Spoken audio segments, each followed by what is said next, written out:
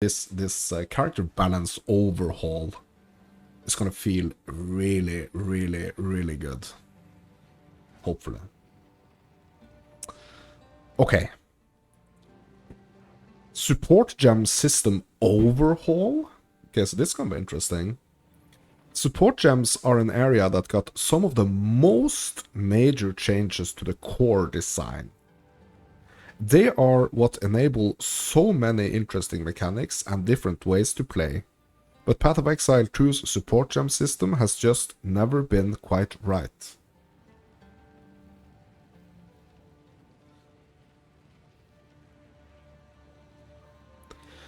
One of the major issues is the limitation of only having one support gem of each type on your character.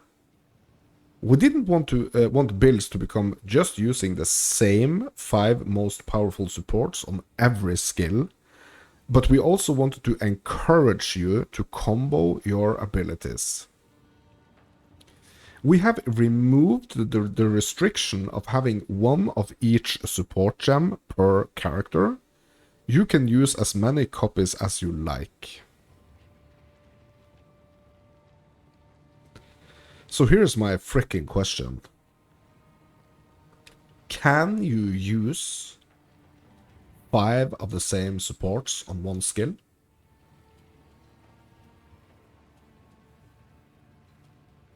Many supports now have multiple tiers as you progress through the game. Okay, hold on.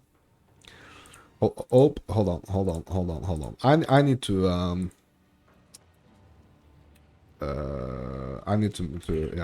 support gem overhaul. No longer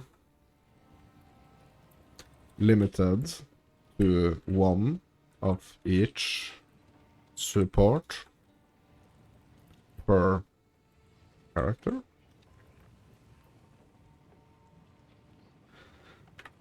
Can we use 5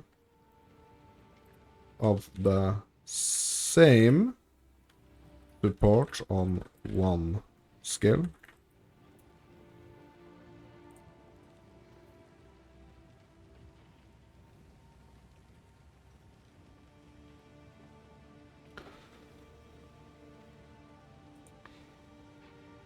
Many supports now have multiple tiers as you progress through the game, providing different stat values, additional stats, or perhaps working a bit different to their lower tier counterparts.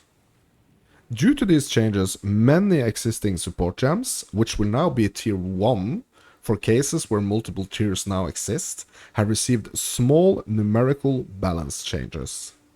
And the effects of some support gems have been combined into a single gem.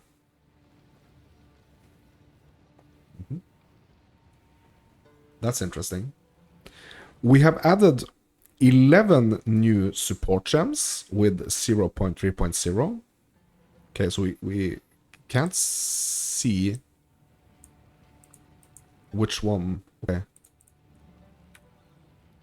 Okay, so hold on a second here, my dads.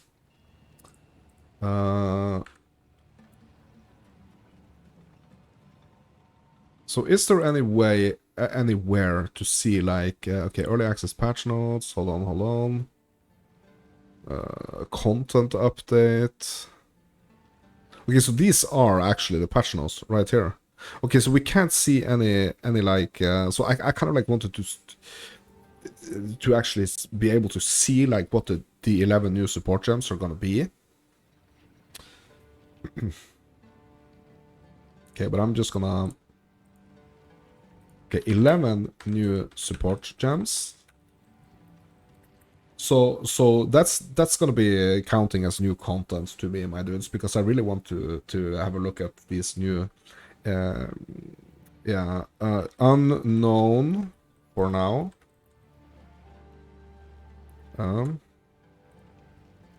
We've also introduced 40 lineage supports, much more powerful supports that are only available in Endgame. 4 lineage support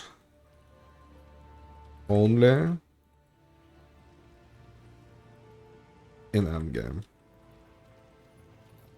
Okay. We're gonna have to get to endgame to actually see those supports.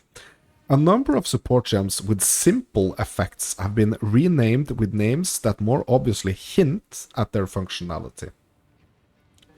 Blood in the Eyes, discombobulate, unsteady tempo, unbading, unbending, untouchable, and unyielding can no longer be engraved in the gem cutting menu, and existing gems will be deleted upon logging in.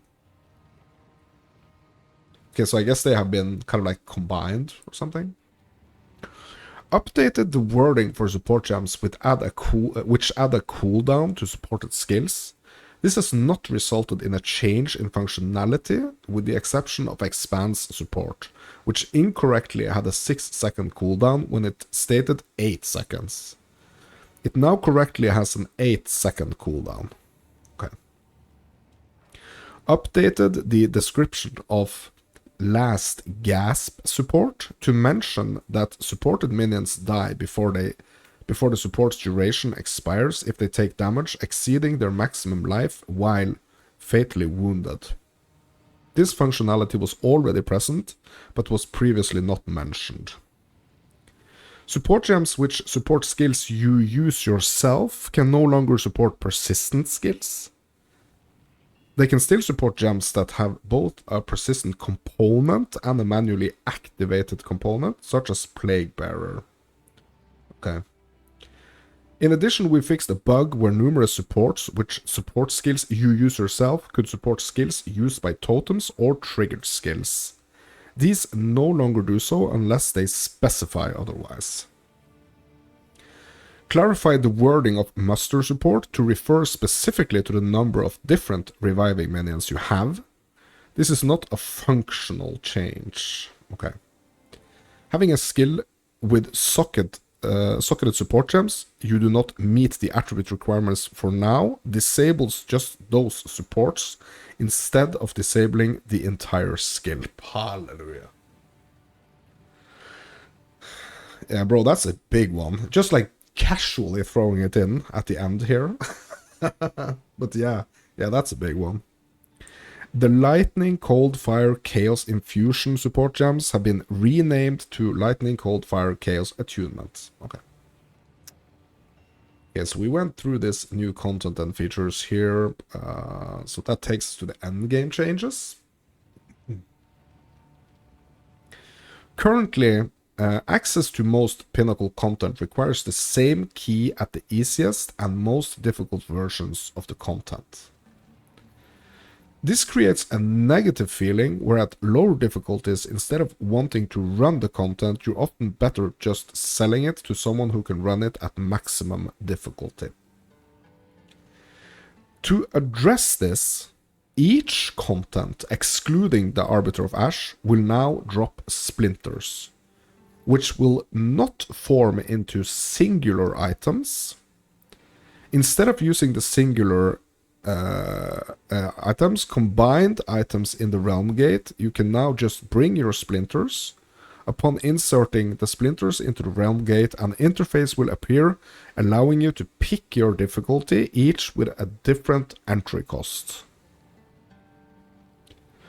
As a result of this change, the corresponding Atlas passive trees no longer affects the difficulty of the content, and has been changed to purely affect the content in the maps on the Atlas.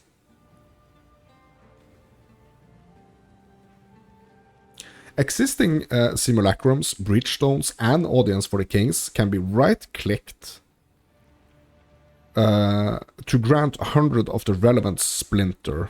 They can no longer be used in the Realm Gate. Okay. The Arbiter of Ash boss fight is now a static difficulty encounter with infinite portals. Previously only infinite portals at difficulty 0. The rewards of this fight now match the previous difficulty 4 rewards. Okay. The Arbiter of Ash Atlas passive tree skill has been removed, And some of the bonuses have become inherent to the Arbiter of Ash drops. Added a Uber version of the Arbiter of Ash boss fight, which requires the new Calamity fragments to access. These are obtained from Citadel bosses, but only once you've allocated the maximum number of points in your boss Atlas passive tree, ensuring those citadels are at their highest difficulty. Okay. Acquiring map boss Atlas passive points has been adjusted. These are now obtained by slaying a map boss in an area level 79 plus map that has at least 6 modifiers. Slaying a map boss in an area level 80 plus map that has at least 6 modifiers. Slaying an anomaly map boss in an area level 79 plus map that has at least 6 modifiers. And slaying a citadel map boss in an area level 79 plus map that has at least 6 modifiers. Okay. Completing the a Pinnacle of Flame quest. Olroth, Origin of the Fall, no longer spawns in logbooks. Mysterious anomalies can now appear on the Atlas. Okay. Modifiers on Waystones have been reworked. Now every modifier comes with a downside. For example, monsters deals 20% of damage as extra cold. A specific upside, for example, plus 10 monster pack size, and some amount of additional Waystone drop chance. Hold on.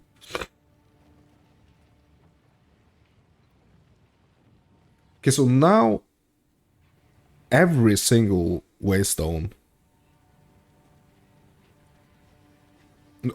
every single modifier on the Waystone comes with a negative effect, a positive effect, and an additional Waystone drop chance.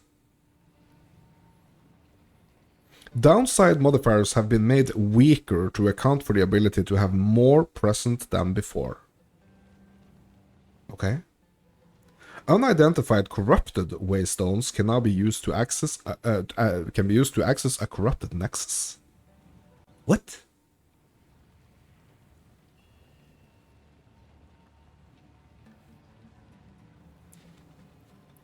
Can we actually... Okay, I'm gonna have a look here. Can I... Okay, let's see if we have any unidentified ones. Okay, we have one unidentified tier 1 here. Can I corrupt this without identifying it? No. I can't. I cannot. Okay. Okay, so it has to drop like corrupted, right? Unidentified corrupted. Waystones can no longer have greater than 8 modifiers when corrupted. Okay. Items found in very high level areas that can have random quality can now have up to 30% quality. Quality currency still cannot apply more than 20% quality to an item. Okay. Items that can have a maximum of 2 sockets now have a very low chance of generating with 3 sockets in high tier maps. Okay. Items that can have a maximum of 1 socket now have a very low chance of generating with 2 sockets in higher tier maps. And the Abyss map has been renamed to Marrow. Okay.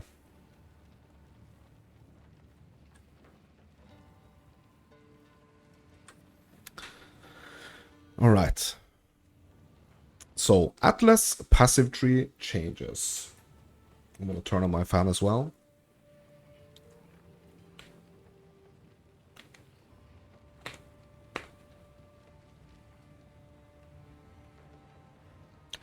The Detailed Records Expedition notable passive skill now provides +1 to level of expedition logbooks found in your maps. And expedition logbooks found in your maps always have 4 implicit modifiers, previously 3. It no longer provides 30% increased quantity of logbooks dropped by runic monsters in your maps. Okay. The He Approaches Ritual Notable passive skill now provides revived monsters from ritual altars in your maps have 40% increased chance to magic/rare, previously 20. It no longer causes ritual favors in your maps to have a 30% increased chance to contain an audience with the king. Okay. Okay, what about the essence rework here? So essences now have 4 tiers: lesser, normal, greater, and perfect. Because right now the essences are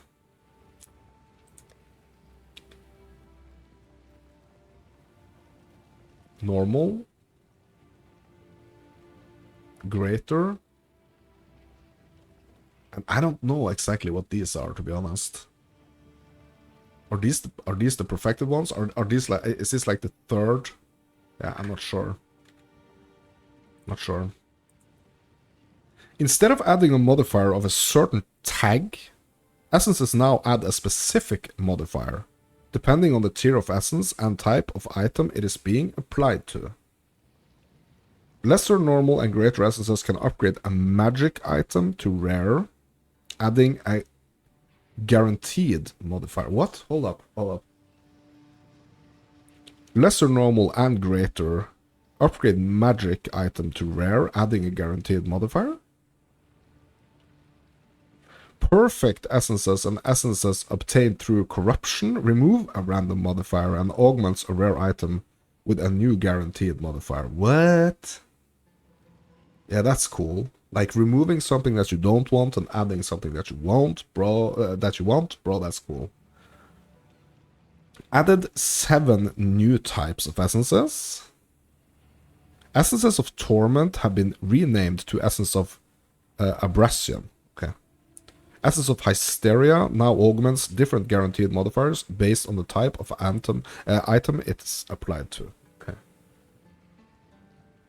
Okay, so some essence rework as well. My dude's just like, yeah, these patch notes just like a gift that keeps giving. So moving on, my dudes, to the general improvements. Unique strongboxes now have their own unique minimap icons. Okay.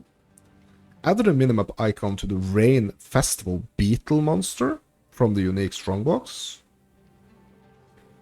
Delwyn no longer appears alongside Asmeri and Wisps during the campaign after the first time you encounter him, bro.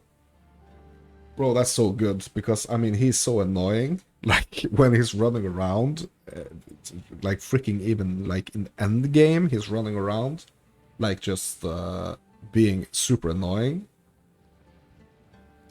So that's a good change. Asmeri spirits now start appearing from hunting grounds and beyond, instead of in Grelwood. Okay, yeah, I think that's a good change as well. Skill and persistent buff gems now sell to vendors for gold based on their level and quality. Yeah, okay.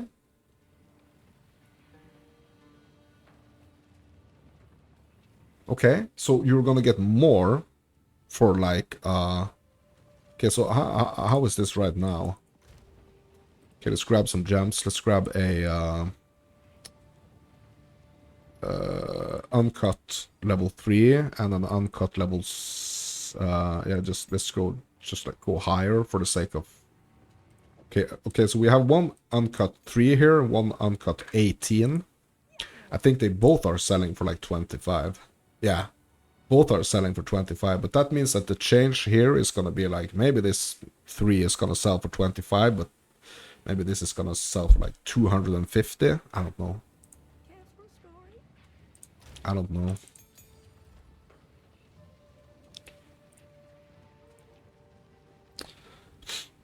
Okay. The hooded one can no longer be placed in your hideout. You are still able to identify items from him in town. Doriani will continue to serve as the source of identifying items in your hideout once you've completed the campaign. Yeah, so, yeah, okay. I didn't even know that we could have the hooded one in our hideouts. Okay.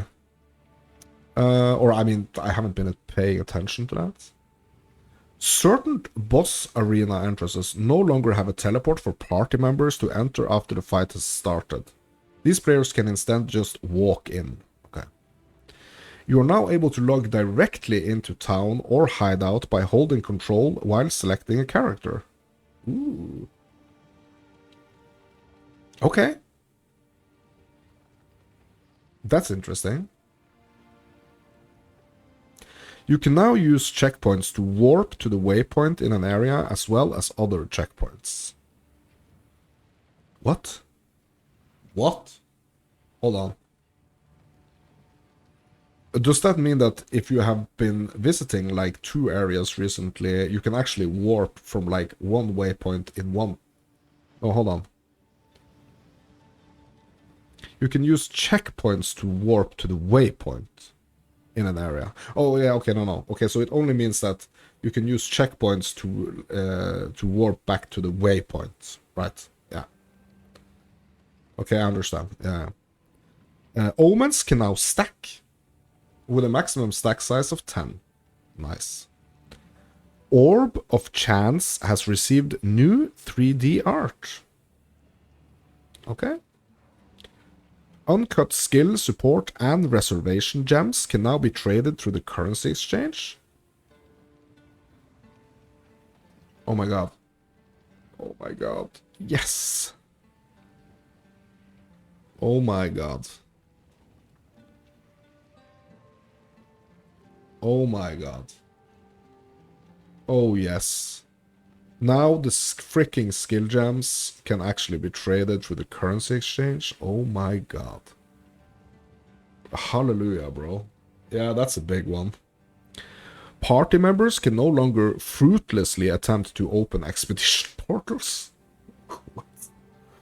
NVIDIA Reflex has been re-enabled. Okay, so I don't know about this NVIDIA Reflex here. Okay. Moving on to quite the chunky freaking player changes here. Starting off with the sprint, my dudes. And look at it. It's kind of crazy that this is like just a small like little bullet point in a chunky list of other stuff. Okay. When holding down the dodge roll button, your character will now go into a sprint after they finish the roll. Sprint is available on all character classes, and there is no limitations for how long you can sprint for. So basically, it kind of means that if you are agile enough, if you are good enough at like dodging stuff and like keep sprinting, you can actually like uncover the entire map before even like engaging any enemies. Maybe. I don't know. But that would be cool if that's the case.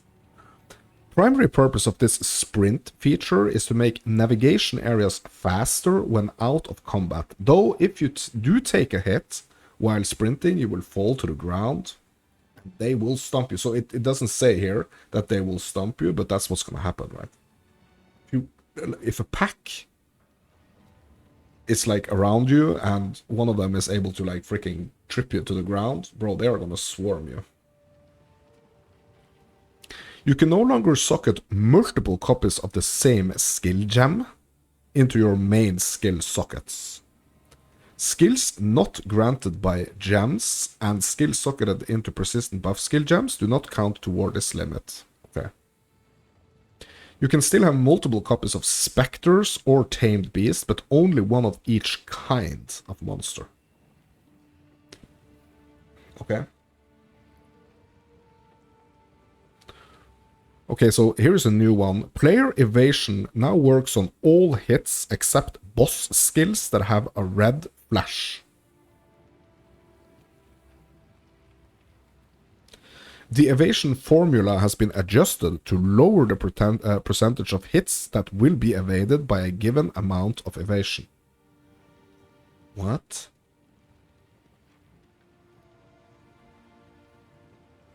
Okay. Monsters have 30% more stun buildup against players who have their shield raised. And 10% more stun build up, or is this minus? More stun build up versus players who are parrying. Okay. Attribute requirements on all equipment have been lowered, particularly at the endgame. Endgame base types on average have around 20 to 25% less attribute requirements. Attribute requirements on skill gems have been lowered, particularly at endgame. Endgame skill gems on average have around 20 to 25% less attribute requirements.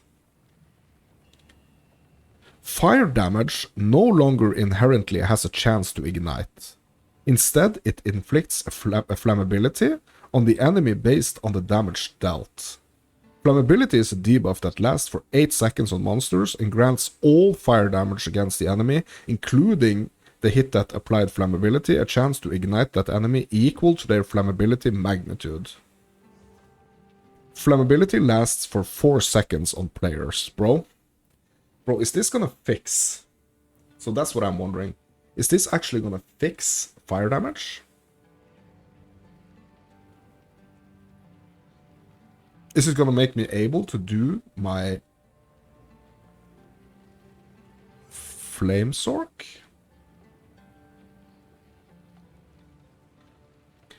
Multiple hits can stack up flammability independently, meaning that a target being hit frequently and or hard enough will constantly have a 100% chance to be ignited.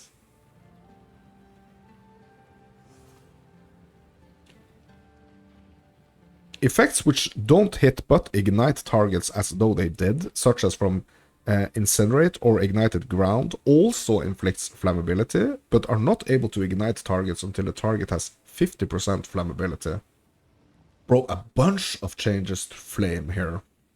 To fire. Bro, that's so good. I just wish that these changes were actually in when I played my freaking fire starter. Okay. Anything that removes, consumes, or grants immunity to ignite does the same for flammability. These changes do not affect how ignite itself functions or is calculated once it has been applied. These changes also apply to any other non-fire damage that becomes capable of igniting, and to enemies. Some enemies deal non-ignite fire damage over time, which is not affected by these changes. Okay. New, the Arcane Surge buff now grants 15% increased cast speed instead of 10% more cast speed. Shock now lasts 8 seconds on non-players by default, previously 4 seconds. It still lasts 4 seconds on players. Okay.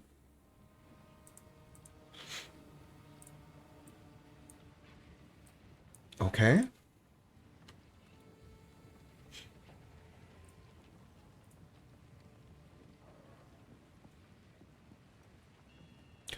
Overflow effects on life, mana, and energy shield can now overflow.